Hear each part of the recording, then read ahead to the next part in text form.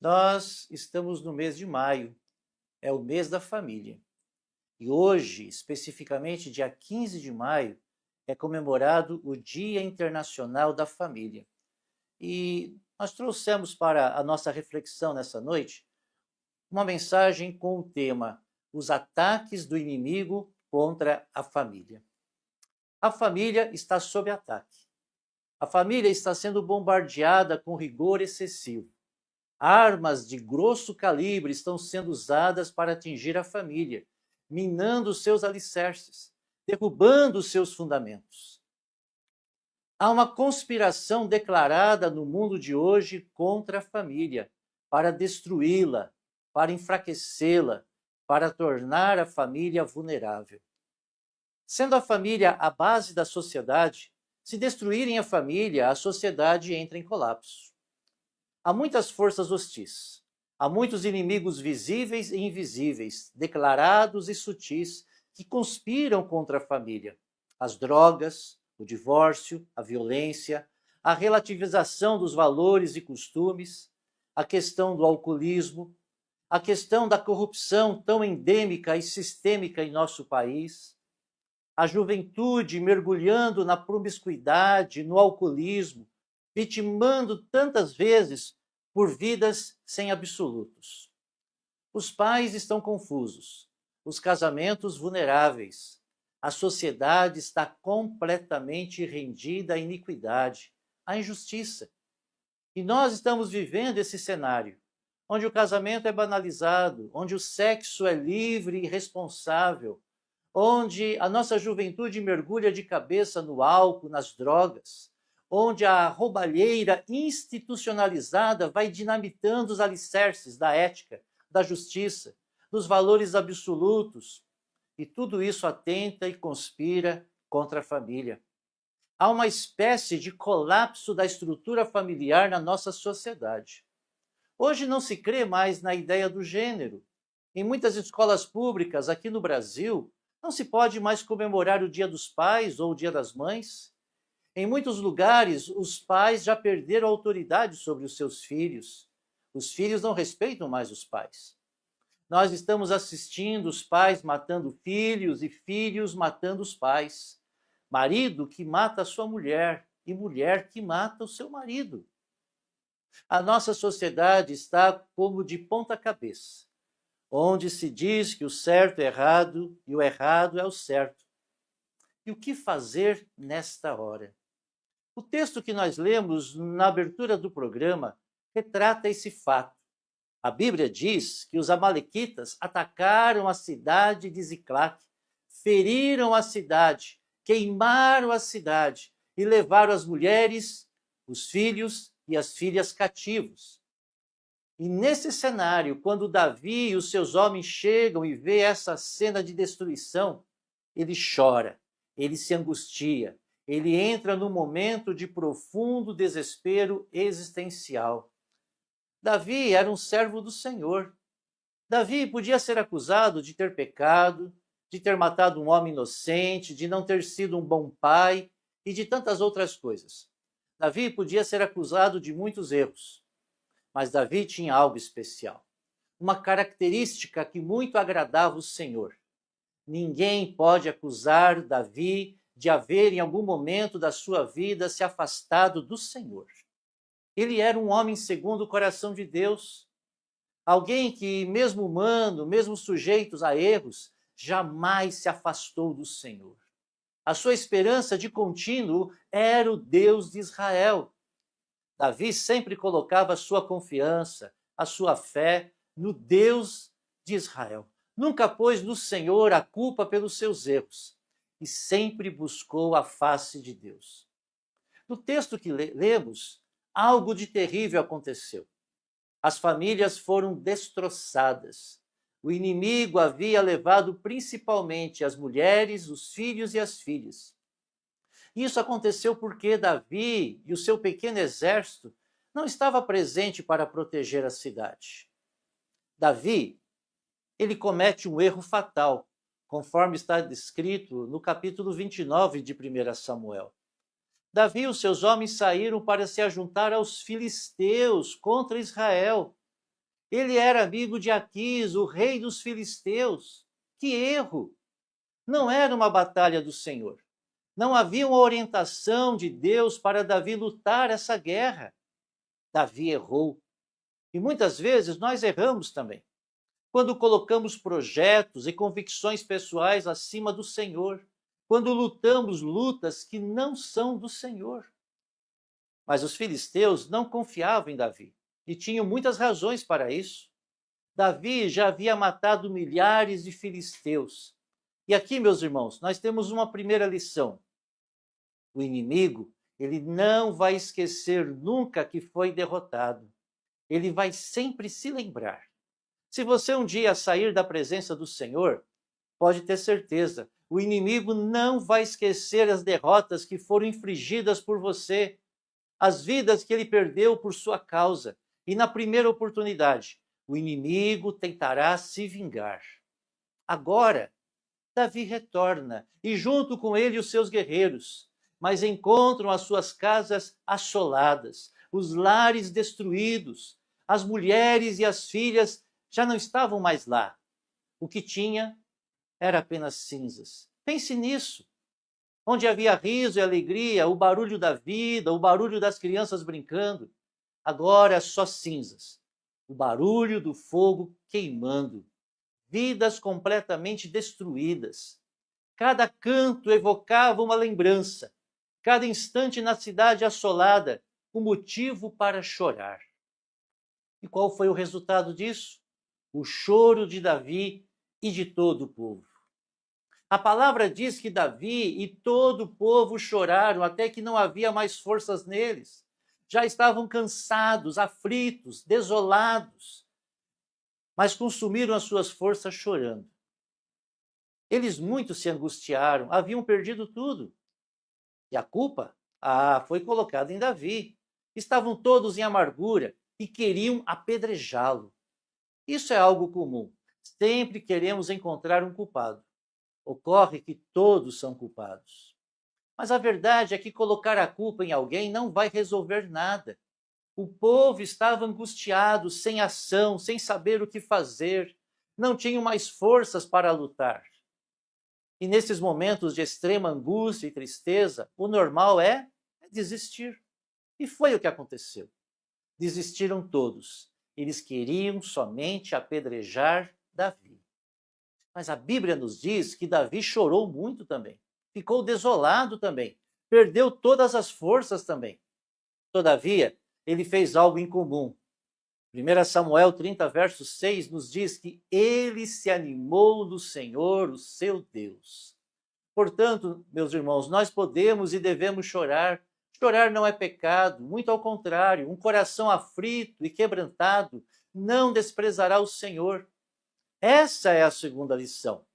Quando erramos, devemos nos arrepender, chorar, nos humilhar diante de Deus. Mas lembre-se, há tempo para tudo. Há tempo de chorar e tempo de parar de chorar. Há tempo de afligir a alma e tempo de buscar uma bênção do Senhor. Por isso, Davi pode dizer: muitos confiam em carros e outros em cavalos, mas nós faremos menção do nome do Senhor. Muitos encurvam-se e caem, mas nós nos levantamos e estamos de pé. Salmo 20, versos 7 e 8. Enquanto todos só sabiam se desesperar, Davi se levantou para buscar o Senhor. Que direito ele tinha de buscar, de se esforçar? Nenhum. Davi errou. Não devia ter saído de Ziclague para pelejar contra Israel.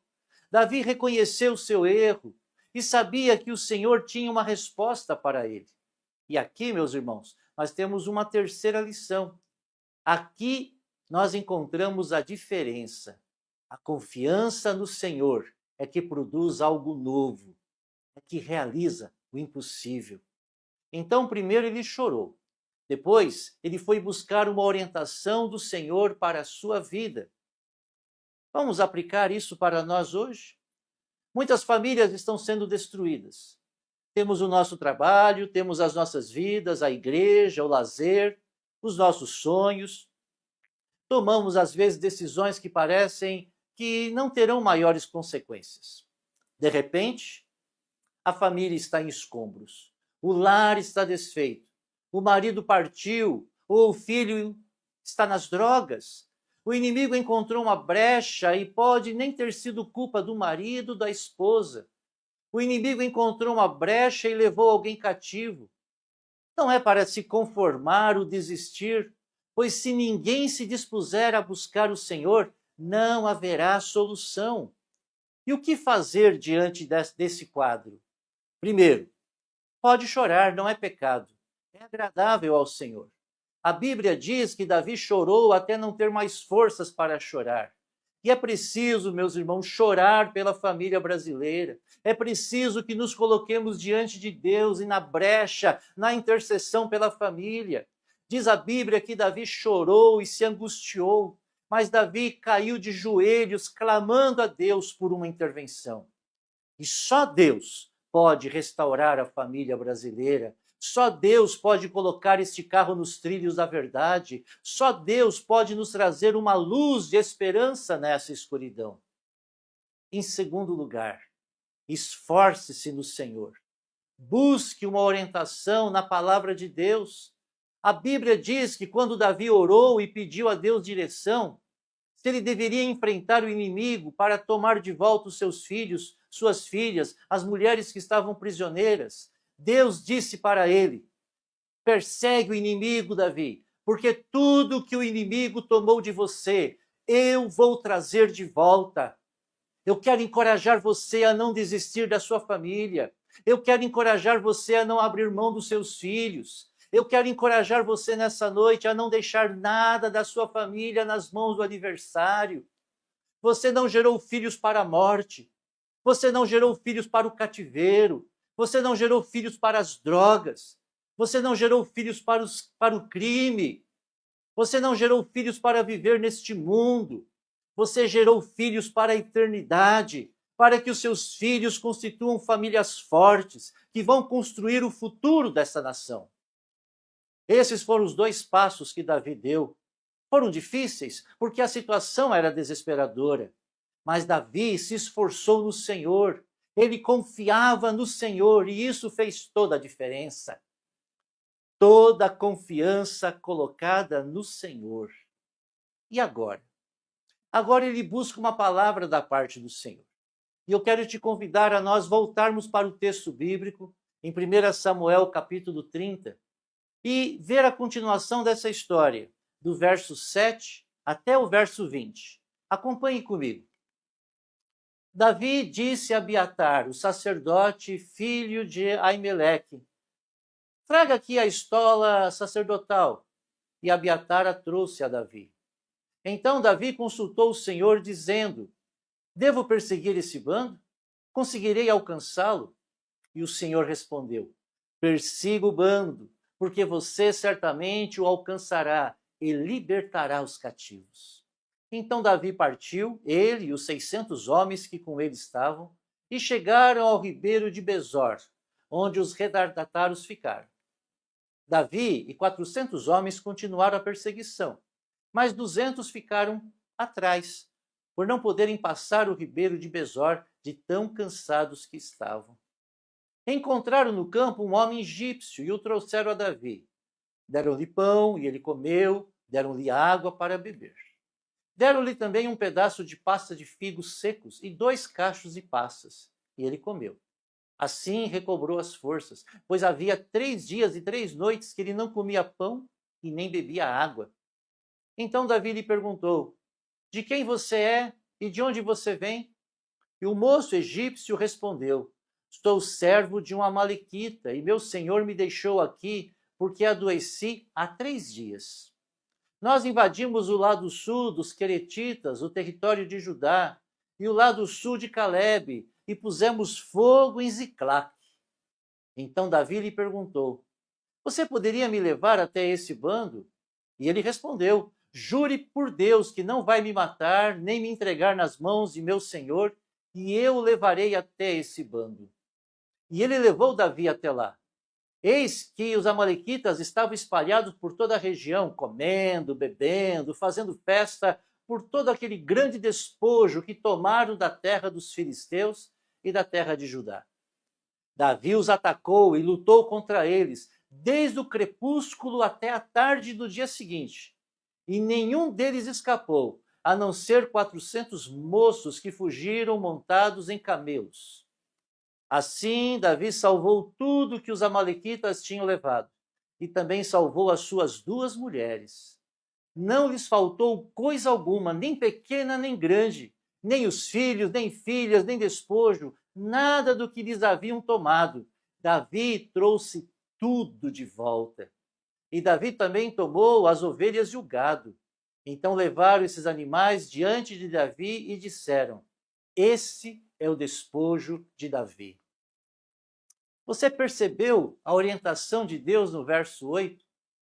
E o Senhor disse assim: persiga o bando, porque você certamente o alcançará e libertará os cativos. Aqui nós encontramos a resposta. Talvez alguns daqueles homens de Davi até tiveram dúvidas dessa resposta. Estamos cansados, não aguentamos mais, não tem mais jeito.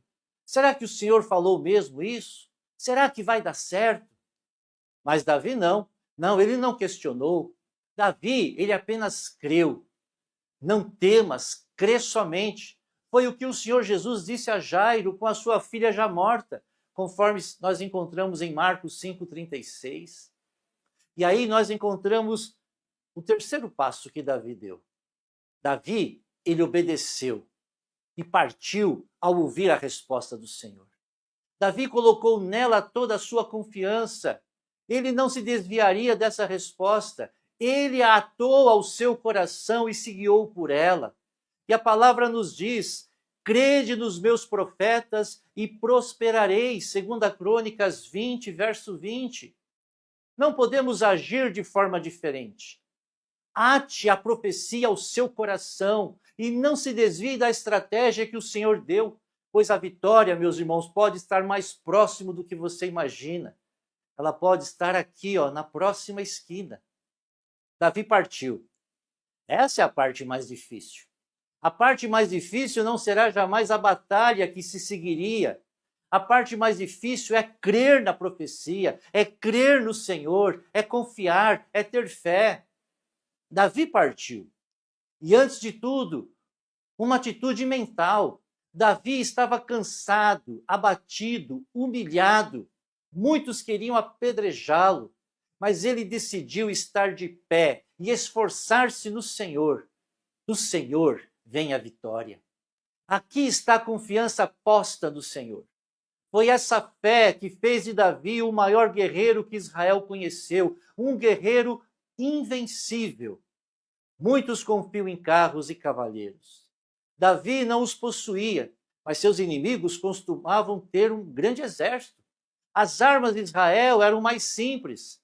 Davi não tinha carros, não tinha cavalos, mas ele tinha o Senhor. Então Deus começa a agir. E eles encontram o egípcio. Primeiro, podiam ter deixado o egípcio ali para morrer, mas não.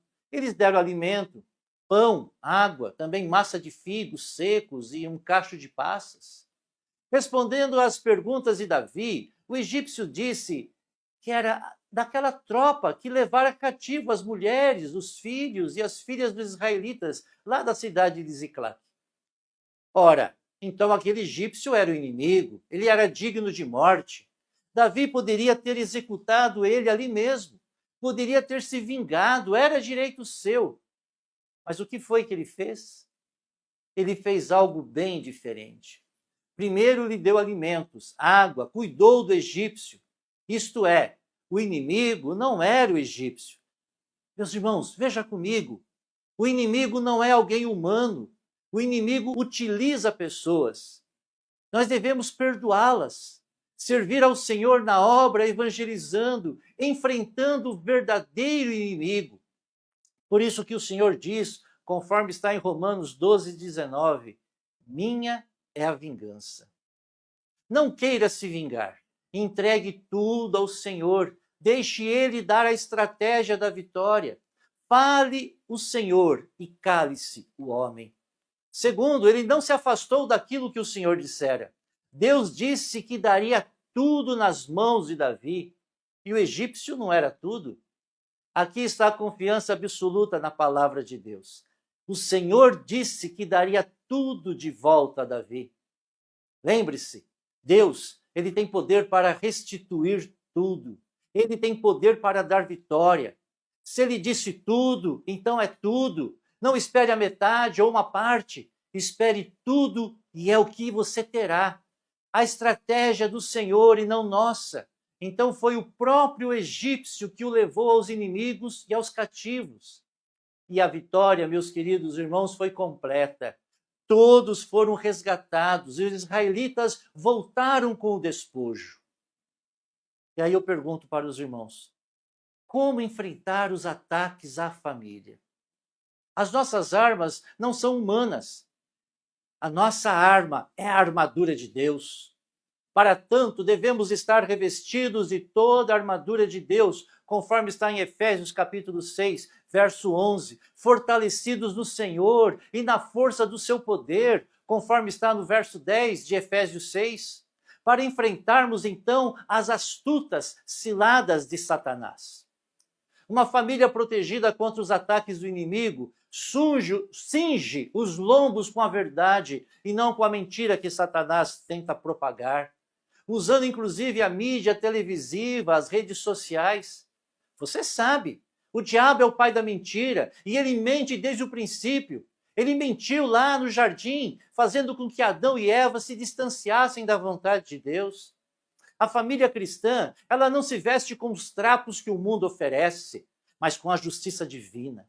A família cristã calça os pés com a preparação do evangelho da paz. Para apagar os dardos inflamados do maligno, utiliza-se o escudo da fé. A fé que vence o mundo, conforme está, aliás, a fé que vence o inimigo, conforme está em 1 Pedro 5,9, e o mundo com os seus sofismas anticristãos, conforme 1 João 5. Você pode ler isso do verso 4 ao verso 18. A família cristã recorre ainda ao capacete da salvação e à espada do Espírito.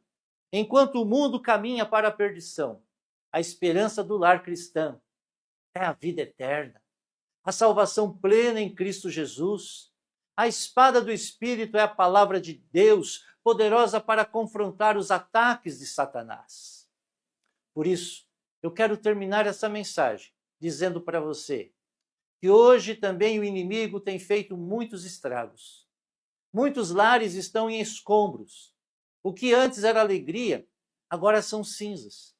E diante desse quadro terrível, muitas pessoas estão sem saber o que fazer. Muitos choram, muitos se desesperam, muitos encurvam-se e caem. Muitos confiam nos homens e na justiça humana. Muitos não perdoam a mulher, o marido ou os filhos. Infelizmente, alguns dos mais terríveis golpes contra a família são desferidos pelas autoridades públicas, ou seja, justamente por aqueles que deveriam zelar pelo fortalecimento da constituição da família, conforme está em Romanos capítulo 13, verso 4. Por outro lado, há uma onda de materialismo e de liberalismo social, ambos a serviço do diabo, predominando nas políticas públicas.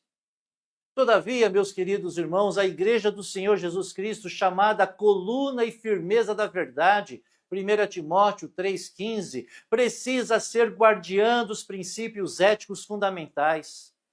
Assim, não pereceremos sob os ataques contra a família, mas glorificaremos a Deus.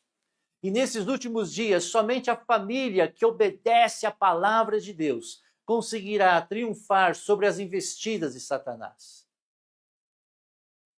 O Senhor, ele tem uma estratégia para você. E eu creio que o Senhor hoje está falando ao seu coração, dando uma resposta daquilo que você tem buscado. Entregue a sua família nas mãos do Senhor. Deixe Ele guiar os seus passos. Deixe o Senhor dirigir a sua vida. Ele tem a estratégia da vitória. Ele falará, pois, quem vai ao Senhor, Ele jamais lança fora. Ele tem uma palavra de consolo para o aflito. Ele alivia o fardo e o jugo pesado. Deposite nele a sua confiança. Ah, meus irmãos, Deus ouve o aflito. Ele assiste ao necessitado, ele sustenta o abatido. Deus não deixa faltar nada. Não abra mão de ter uma família bonita, não abra mão de ter uma família unida, não abra mão de ter um casamento sólido, não abra mão de ver Deus agindo poderosamente dentro da sua casa, na sua família, no seu casamento, na vida dos seus filhos.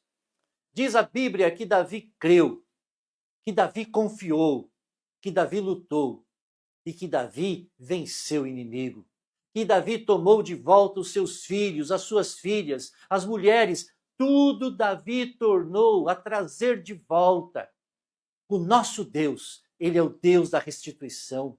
Deus é o Deus que restaura casamentos. Deus é o Deus que restaura os filhos. Deus é o Deus que põe de pé aquela família que estava caída. Deus é o Deus que pega os cacos e faz desses cacos um vaso novo. Muitos encurvaram-se e caem, mas nós faremos menção do nome do Senhor. Há um momento de partir. Partir para a luta. Não é para lutar com o egípcio, não é para culpar a mulher, o marido, os filhos, não. É para lutar primeiramente consigo mesmo. Lutar contra a sua incredulidade, lutar contra o desejo de vingança, lutar contra a falta de fé, lutar contra as hostes espirituais da maldade. Partir é iniciar um processo de absoluta confiança no Senhor. A vitória é certa, ainda que você, por acaso, tenha cometido os erros. Foi isso que Davi fez. E foi assim que ele venceu todas as suas batalhas. Faça você assim também, e eu tenho certeza da vitória de Deus na sua vida. Amém?